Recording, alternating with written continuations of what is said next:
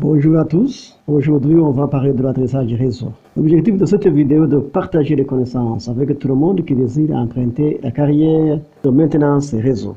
Avec la vidéo précédente sur ma chaîne, on a vu l'introduction sur le réseau informatique. Maintenant, dans cette vidéo, on va voir ensemble comment localiser un périphérique sur le réseau. Quelles sont les adresses qui permettent de différencier les ordinateurs ou autres périphériques sur un grand réseau informatique. Pour envoyer des courriers à un ami, vous utilisez son adresse postale. Ainsi, vous êtes sûr que le paquet que vous envoyez arrivera à la bonne personne. Et bien pour les ordinateurs, c'est pareil. Quand vous connectez votre ordinateur à un réseau comme Internet par exemple, il possède une adresse qui l'identifie d'une façon unique pour que les autres ordinateurs du réseau puissent lui envoyer des informations. Et ainsi, dans un réseau, il y a plusieurs machines connectées. Il faut alors les différencier grâce à des adresses réseau. Au niveau de la couche liaison de données du modèle TCP/IP qu'on a vu dans la vidéo précédente, on utilise l'adresse MAC ou l'adresse Ethernet. Et pour la couche 3, pour la couche réseau, dans le modèle TCP/IP, on utilise l'adresse IP ou Internet Protocol. Premièrement, parlons de l'adresse Ethernet. Une chose commune avec beaucoup d'ordinateurs est que les adaptateurs réseau ou cartes réseau dans un ordinateur portable ou de bureau, smartphone ou imprimante ont une adresse de couche 2, parfois appelée adresse Ethernet ou adresse MAC. MAC signifie Media Access Control. On appelle aussi adresse matérielle ou adresse de couche 2, que ce soit dans une liaison filaire ou liaison sans fil. Et cette adresse va apparaître en 12 caractères hexadécimaux. Un caractère hexadécimal commence par 0 jusqu'à 9, puis continue par A, B, C, D, et F. Les adresses MAC sont codées sur 6 octets, soit 48 bits. Les 12 caractères sont séparés par 2 points ou un tiret, ou peuvent être regroupés en groupe de 4 séparés par un point. Ces adresses MAC sont uniques, c'est-à-dire que chaque périphérique réseau doit avoir une carte réseau qui a un numéro unique. Il faut maintenant définir les règles qui permettent aux machines de dialoguer. Pour cela, nous utilisons des protocoles. Le protocole Ethernet définit le format des messages échangés au niveau de la couche 2.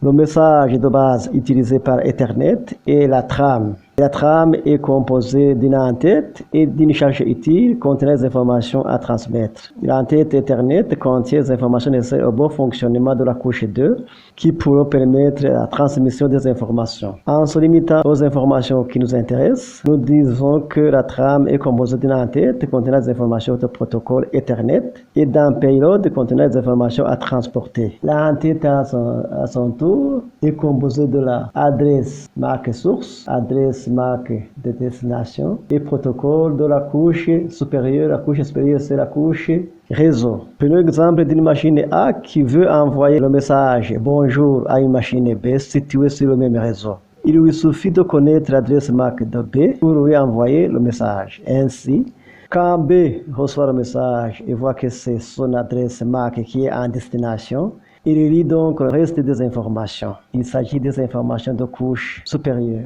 Et enfin, du message bonjour. Alors, comment trouver l'adresse MAC sur son PC? Sur Windows, il faut cliquer sur le bouton démarrer. Après, taper commande CMD et appuyer sur Entrée. Là, ça va ouvrir l'invite commande. Il faut alors taper ipconfig espace all et appuyer sur Entrée. Là, vous allez voir apparaître l'adresse physique, l'adresse hardware ou l'adresse MAC.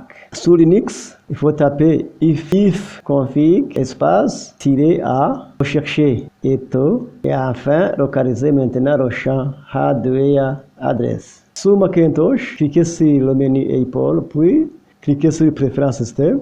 Dans les Préférences système, cliquez sur le menu Affichage et sélectionnez Réseau. À la fenêtre réseau qui vient s'ouvrir, cliquez sur l'icône Wi-Fi.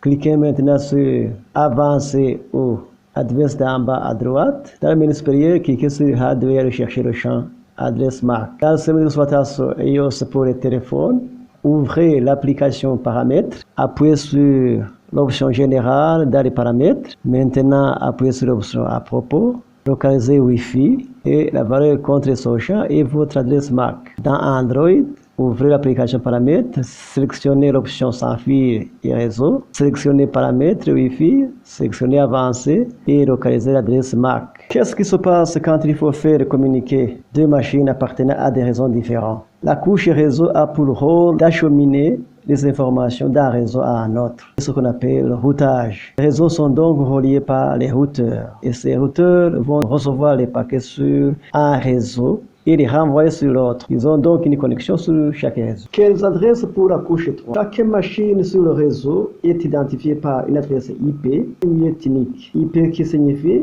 Internet Protocol. Actuellement, l'Internet mondial utilise encore majoritairement le protocole IPv4. Cependant, un problème majeur de carence d'adresses va se poser dans les années à venir. Toutes les adresses IPv4 seront bientôt attribuées.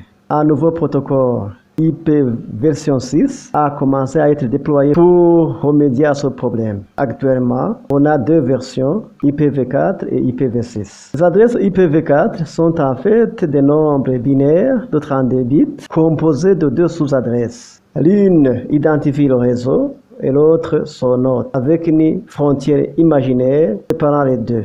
Une adresse IP est à ce titre généralement représentée sous forme de 4 octets de nombres allant de 0 à 255 et écrite sous forme décimale plutôt que sous forme binaire. Et par exemple, 192, 168, 32, 10, 4 octets. Ça, c'est une adresse IP qui est la version décimale du nombre binaire de 32 bits. Et vous voyez ici en haut, ça c'est la représentation binaire de cette adresse IP. Une adresse IPv4 s'écrit généralement à l'aide de la notation décimale à point, une convention par laquelle les différents groupes de 8 bits sont représentés par un nombre allant de 1 à 255 et sont séparés par un point. Les adresses IP se composent de deux parties. Les premiers nombres spécifient le type de réseau, tandis que les derniers permettent de déterminer l'hôte de façon précise. Un masque de sous-réseau spécifie la partie de l'adresse qui correspond au réseau et celle qui désigne un hôte spécifique. Un masque de sous-réseau qui peut être écrit en notation décimale à point détermine l'endroit auquel la partie d'une adresse correspondant au réseau se termine et donc l'endroit où la portion correspondante à l'hôte commence. En binaire, un bit de 1 signifie que le bit correspondant à l'adresse IP fait partie de l'adresse du réseau. Tous les bits définis sur 0 sont ceux qui, dans l'adresse IP, correspondent à l'adresse de l'autre. Les bits constituant le masque de sous-réseau doivent être consécutifs. Et la majorité des masques de sous-réseau commencent par 255 et continuent ainsi jusqu'à la fin. Masque, par exemple, vous voyez, ça c'est le masque de sous-réseau. Ça, ce sont les bits masques. Jusqu'ici, ça c'est la partie réseau et ça c'est la partie l'autre.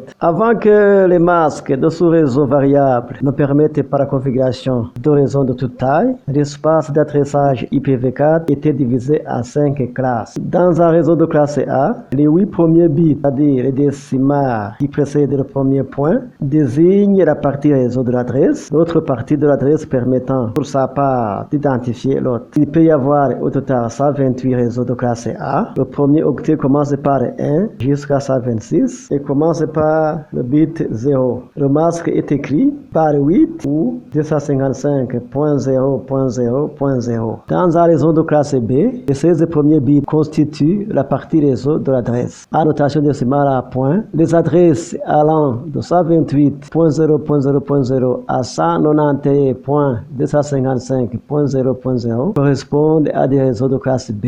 Il y a donc 16 384 possibilités de réseaux de classe B. Le masque est écrit barre 16 ou 255.255.0.0. Dans un réseau de classe C, les 24 premiers bits de l'adresse correspondent à la partie réseau. Le reste est pour l'autre. Les réseaux disponibles de classe C vont de 192.0.0.0 à 223.255.255.0 avec 254 hôtes chacun. On a ensuite deux classes supplémentaires. La première est la classe D. Les adresses de classe D sont dévolues aux applications de multicast ou multi multidiffusion. Contrairement aux classes antérieures, la classe D n'est pas destinée aux opérations de réseau normal. Toutes les valeurs allant de 224.0.0.0 à 239.255.255.255 sont utilisées pour identifier de manière unique les groupes de multidiffusion. En ce qui concerne la classe E, les réseaux de classe E englobent les adresses comprises entre 224.0.0.0 à 255.255.255.255. Et bien que cette classe soit réservée, la finalité de son usage n'a jamais été précisée. Ainsi, la plupart des réseaux sont configurés pour rejeter ces adresses considérées comme interdites ou inconnues. Seule exception, l'adresse 255.255.255.255 qui est utilisée à des fins de broadcast. On a ensuite les adresses spéciales. Certaines adresses IPv4 sont réservées à des usages particuliers. Ça, c'est l'adresse de bouclage. La deuxième classe sera l'adresse de multidiffusion. La troisième, c'est l'adresse de broadcast. Et cette adresse est pour la route par défaut. On a aussi les adresses privées. Au sein de l'espace d'adressage, certains réseaux sont réservés aux réseaux privés. Les paquets issus de ces réseaux ne sont pas routés sur l'Internet public. Ainsi, les réseaux privés peuvent utiliser des adresses IP internes sans courir le risque d'interférer avec d'autres réseaux. Voyons maintenant les adresses IPv6. Lors de la création d'IPv4 en 1981, il était inimaginable que les plus de 4 milliards d'IP uniques puissent un jour être toutes utilisées. Aujourd'hui, en plus des ordinateurs, les smartphones sont reliés à Internet, mais aussi les objets connectés ou encore les Smart TV. Une pénurie est donc d'ores et déjà annoncée. Pour résoudre le problème de pénurie d'IPv4, une nouvelle norme a été mise en place, nommée IPv6. Alors, contrairement à IPv4, dont l'espace d'adressage ne faisait que 32 bits, celui d'IPv6 s'élève à 128 bits. Cela veut dire que le nombre total d'adresses IPv6 est de 2 exposant 128, correspondant à 3,4 10 exposant 38 adresses uniques, ou soit 340 sextillions d'adresses. Avec une telle quantité, le problème du nombre d'adresses IP disponibles ne devrait pas se poser avant des dizaines d'années, voire même des siècles. L'écriture est en outre passée du décimal à l'hexadécimal, d'où l'apparition des lettres dans les adresses IPv6. Les adresses IPv6 étant excessivement longues, des conventions ont été mises en place pour les raccourcir. Tout d'abord, les zéros qui précèdent les différents groupes de nombres peuvent être éliminés. Ainsi, cette partie 033 peut s'écrire 33 comme ça. Ensuite, les champs successifs de 0 peuvent être représentés par deux doubles points. Notons toutefois que cette abréviation ne pourra pas être utilisée qu'une seule fois par adresse pour éviter toute ambiguïté. Le nombre de sections supprimées ainsi correspond au nombre requis pour ramener l'adresse à ces 8 sections d'origine. Comme en IPv4, certains blocs d'adresses sont réservés à des réseaux privés. Ces adresses ne sont pas routées sur l'Internet public. En IPv6, les adresses privées sont qualifiées d'adresses locales uniques et les adresses du bloc FC00 sont ignorées et ne sont pas routées par défaut. Parlons des adresses publiques et adresses privées pour tous les types d'adresses. Unibox possède une adresse IP tournée vers l'extérieur et matérialisant son adresse sur le réseau Internet. Il s'agit de l'adresse IP publique. C'est son branchement sur le net. Ces adresses servent aux ordinateurs du réseau de communiquer entre eux. Ainsi, chaque ordinateur d'un réseau possède une adresse IP unique. De la même manière, une box possède aussi une adresse IP tournée vers l'intérieur, c'est-à-dire permettant de connecter un ou plusieurs ordinateurs. Il s'agit d'une adresse IP privée. La box possède deux adresses, IP publique qui est tournée vers l'extérieur et IP privé qui est tournée vers l'intérieur, vers le réseau local. Comment alors connaître son adresse IP publique? L'adresse IP publique est délivrée par votre fournisseur d'adresse Internet au moment de votre installation et de la synchronisation de la box. Et voilà comment faire pour connaître son IP public sur son PC. Se connecter sur sa box et aller sur le site comme www.whatismyip.com où vous allez connaître votre adresse IP publique. Et comment connaître son IP privé avec Windows? Là, vous allez dans l'invite aux commandes et vous tapez la commande ipconfig espace /all. Vous allez voir apparaître